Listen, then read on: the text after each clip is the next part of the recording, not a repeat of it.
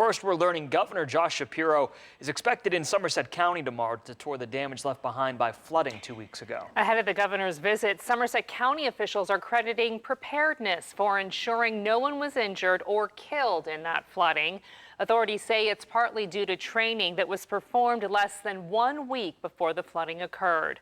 Brock Owens has more from responding officials about how their response was able to save lives. Brock?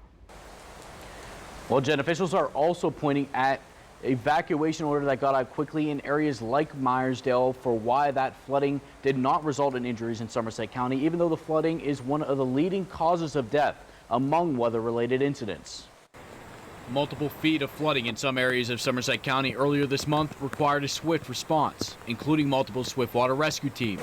This is probably the most powerful one that I've seen in the past 24 years, because what it did was any time where the water was rolling across the road, the 6 to 8 inches made a difference. Despite the water's power, officials say there were no deaths or injuries reported. Flooding is the second highest weather-related killer in the U.S., only behind heat. Historically, when we look at disasters and we look at the loss of life and the injuries, we see that the evacuation order is the pinching point where sometimes people aren't given that evacuation order early enough. Some people might be in the interim of that warning where we did have water rescues. However, by not having that evacuation order early on, the public might not know how bad the incident really is. The May 13th flooding also came just 4 days after the county's emergency services gathered, looking to find better ways to respond to what they call large-scale disasters. Those plans went right into place, and that's what saves time, money, and lives. One of the things we developed for our exercise was the damage assessment link that we used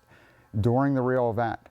That damage assessment link that was able to provide information to the county was instrumental in this response. Authorities also give advice to the public for when there's flooding, especially on the streets. The key thing is turn around, don't drown. We say that time and time again, but when it comes down to it, heed that. Because, you know, you put the rescuers, they're at risk also. And as for relief efforts, authorities say the Small Business Administration will be at the Meyersdale Fire Department during the day throughout the next 2 weeks to help those affected apply for the disaster loan program. Local officials say they're also working on a volunteer outreach to help clean out basements affected by the flooding. Live in the studio, Brock Owens, 6 News.